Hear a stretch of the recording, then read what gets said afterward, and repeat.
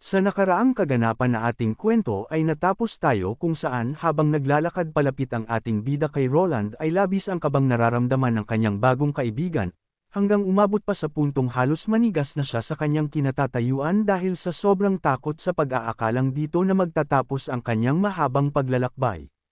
Subalit bigla siyang natigilan ng tuluyang ilabas ng ating bida ang nais nitong ibigay na isang health potion na ikinapagtaka ng kanyang bagong kaibigan.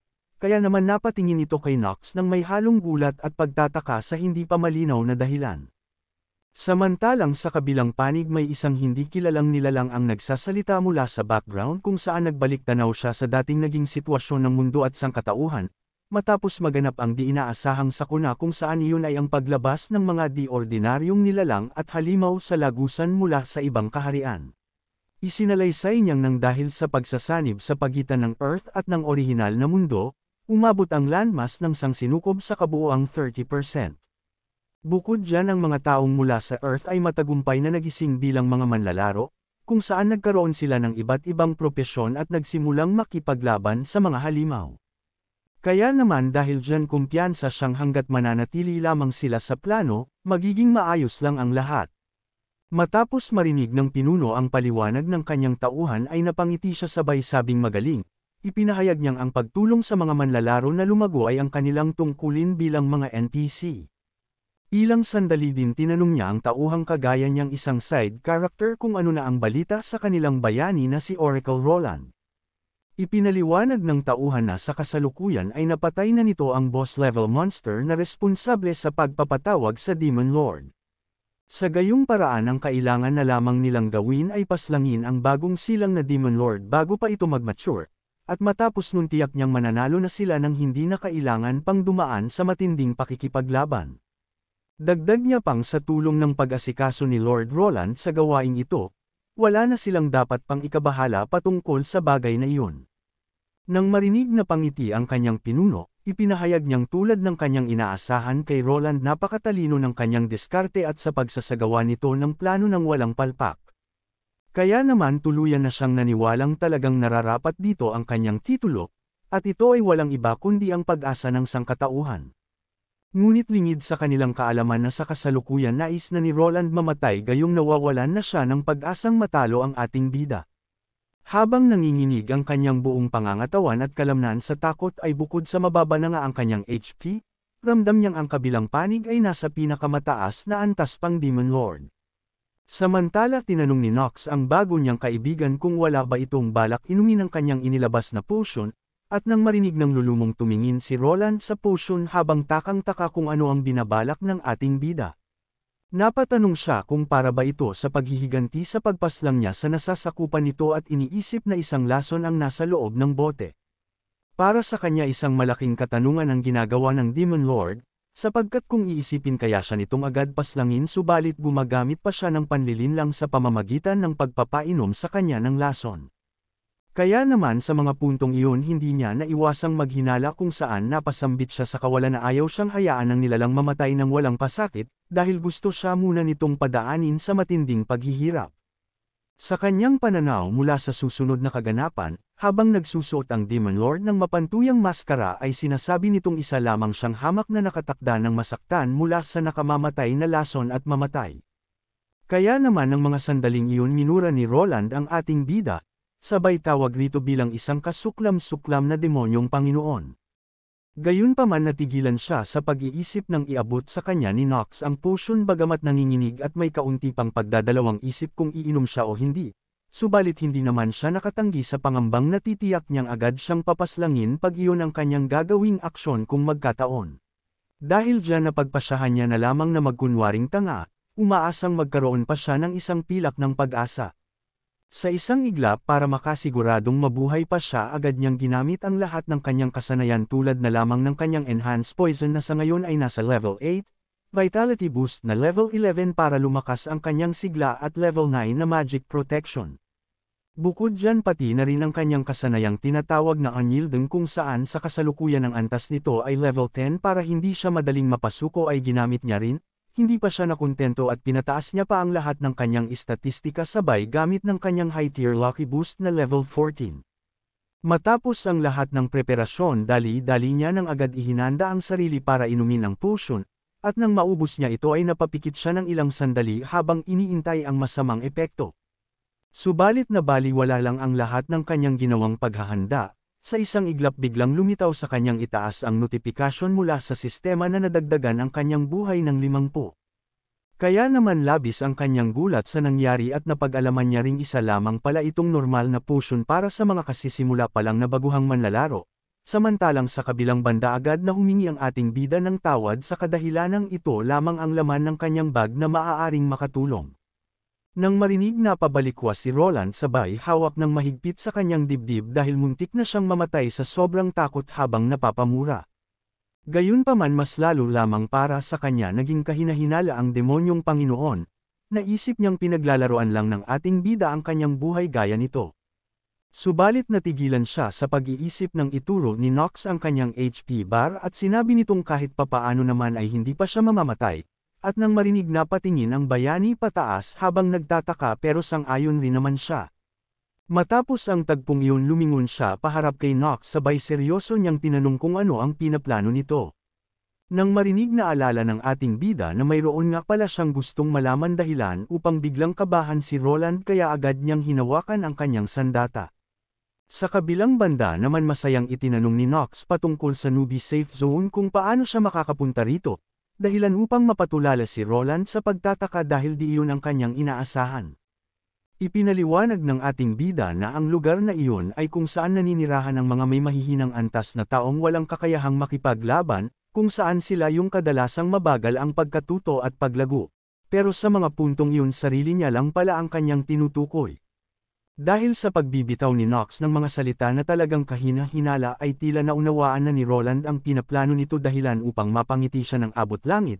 Naisip niyang ang ligtas na zona ay punong-puno ng mga baguhang manglalakbay kaya naman nais na nitong paslangin una pa lamang ang nakatakdang tumalo rito sa hinaharap.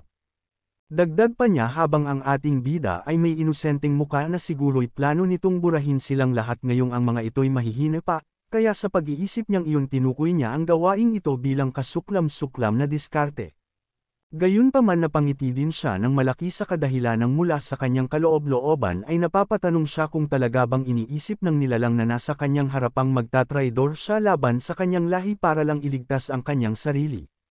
Subalit makalipas ang ilang sandali makikitang pinapangunahan na ni Roland ang daan papunta sa ligtas na zona, at sa mga sandaling iyon habang sila'y naglalakad mas minabuti niyang tumuon muna sa kanyang sariling kaligtasan. Nang lulumong naisip niyang pagkatapos rin lang naman ng lahat, siya pa rin ang nag-iisa at natatanging pag-asa ng sangkatauhan. Samantala masayang pinasalamatan ni Nox ang kanyang bagong kaibigan, sabay pinuri niya ito sa kanyang kabaitan. At nang marinig pilit na napatawa si Roland ng mapait habang kumakaway pabalik, ngunit sa kanya namang kaloob-looban ay minumura niya na ang ating bida sabay sabing maghintay lamang ito hanggang makabalik siya sa ligtas na zona at iuulat niya ito sa mas nakakataas. Matapos nun, maghahanap siya ng magandang pagkakataon upang pabagsakin ito sa tamang panahon. Gayunpaman nag-ambala ang kanyang pagmumuni-muni nang biglang salakayin sila ng isang dambuhalang halimaw na kahawig ng malaking butiki at Jurassic habang tumutulo ang laway. Subalit bago pa man ang halimaw tuluyang makalapit ay mabilis nang kinuha ni Roland ang kanyang espada at sa isang iglap agad niya itong pinalipad pabalik sa pinanggalingan nito na para bang naka-home run siya mula sa baseball bat arena gamit ang halimaw bilang bola. Kasabay ng pangyayaring iyon nakaramdam siya ng kakaibang presensya mula sa kanyang likuran dahilan upang siya ay mapatingin, at sa kanyang paglingon bumungad sa kanyang harapan ang tatlong lumilipad na halimaw kung saan lahat sila ay nasa level 42 na tinatawag bilang Destructive Demon dahil sa kanilang mapanlinlang na atake. Gayunpaman bagamat lamang ang halimaw sa bilang ngunit di naman rito si Roland nakaramdam ng pangamba maliban sa ating bida, habang sinasabing tiyak niyang marami pang ganitong nilalang. Maya-maya pa nang tuluyang makalapit ang isa matapos ang lahat sumugod ay agad niya itong pinaslang sa pamamagitan ng pagtusok ng kanyang sandata mula sa bibig nito. Kasabay ng pangyayaring iyon dali-dali naman siyang lumingon patalikod para yung nasa likod naman ang isunod, at sa isang kisap mata mabilis niyang tinapos ang tatlo ng walang kahirap-hirap kung saan sa sobrang pulido ng kanyang paghiwa ay hindi man lang nakaatungal ang tatlong halimaw.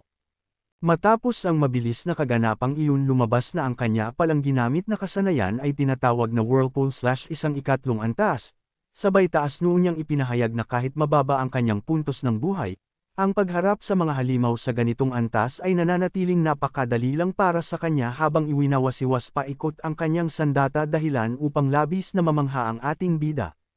Subalit natigilan ito nang biglang maramdaman niya ang isang halimaw na kahawig ni Kaiju No. 8 mula sa di kalayuan patungo sa kanya, habang papalapit ang nilalang ay tinatawag nito si Nox bilang boss gamit ang kanyang wika bilang demonyo ngunit di naman ng ating bida ito naiintindihan. Dahil dyan labis siyang natakot at nabahala sa pag-aakalang nais siya nitong paslangin, pero sa totoo lamang ay gusto lang pala siya nitong iligtas. Maging si Roland na akala'y sasaktan ng Demon Lord ay nagtaka kung lalaban na ba ito pabalik na labis niyang ikinasabik, dahil kung gayon nga ay makakakuha na siya ng datos patungkol sa estilo ng pakikipaglaban nito. Subalit sa di inaasahang pangyayari bigla na lamang yumakap sa kanya ang ating bida habang humihingi ng tulong dahilan upang siya ay madismaya, subalit di na siya nakatangging tumulong dahil pasugod na sa kanya ang halimaw habang galit at namumula pa ang mga mata.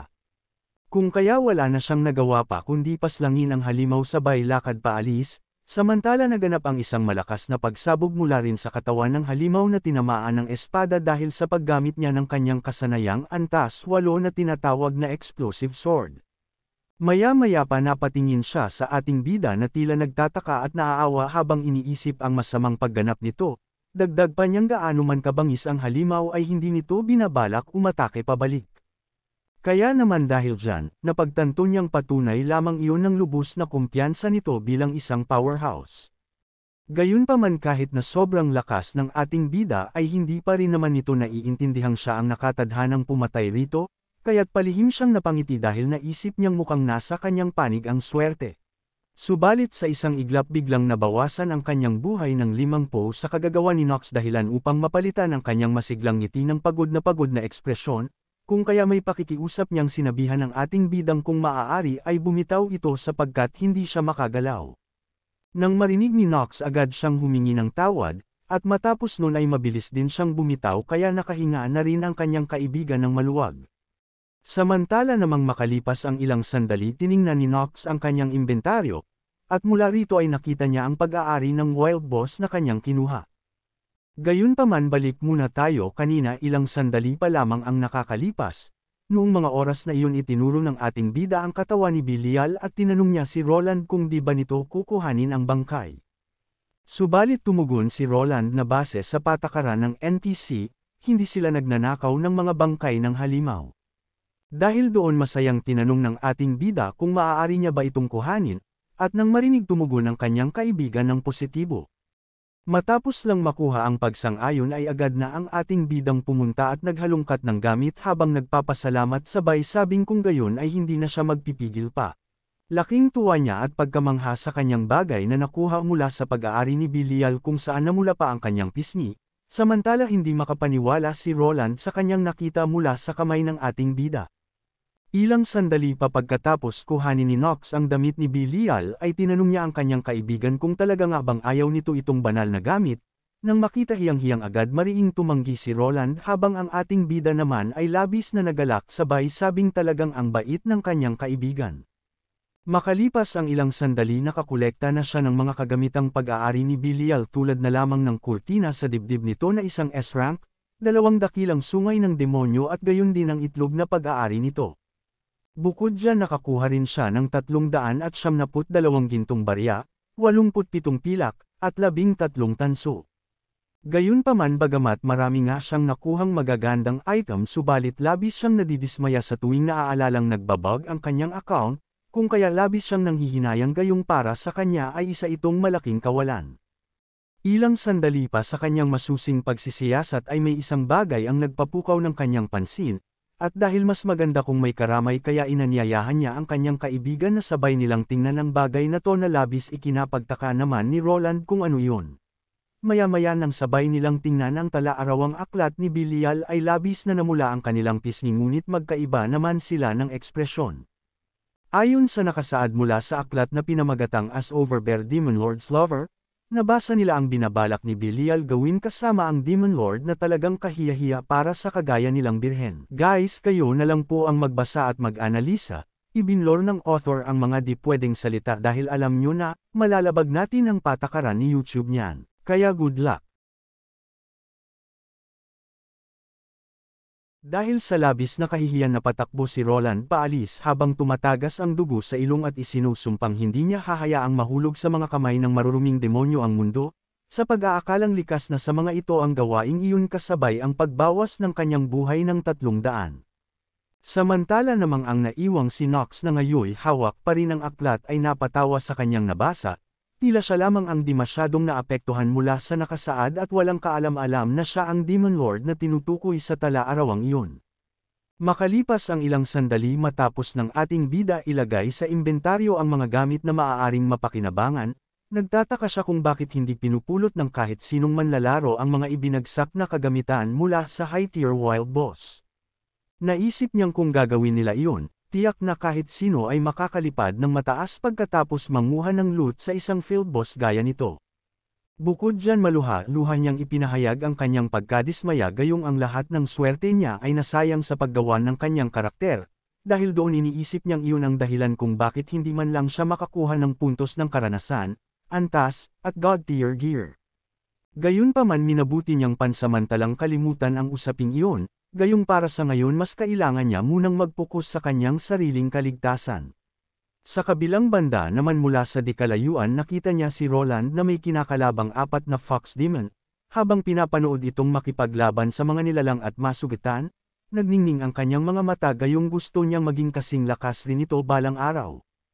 Makalipas ang mahabang paglalakbay, itinarak ni Roland pabahagya ang kanyang espada sa lupa para may magamit upang hawakan nang sa gayon siya ay makapagpahinga ng di gaanong nahihirapan.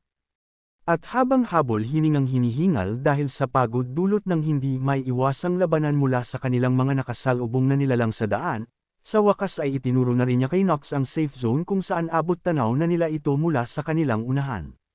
Kaya naman matapos mapagtantong nakarating na sila ay labis ang gulat ng ating bida at tila di pa makapaniwala sa kanyang nasa harapan, mula sa itaas ng matarik na bangin bumungad sa kanyang harapan ang magandang lungsod na tinatawag bilang Kangchen University City na level 1 hanggang 10 kung saan isa itong mapayapang lugar. Gayunpaman ang mas lalong nagpagulat sa kanya ay yung malamang kaparihas ng pangalan ng lungsod na ito ang kanyang pinagmulan, kaya naman di niya naiwasang mapatanong sa kawalan kung hindi ba ito ang kanyang pinanggalingang paaralan.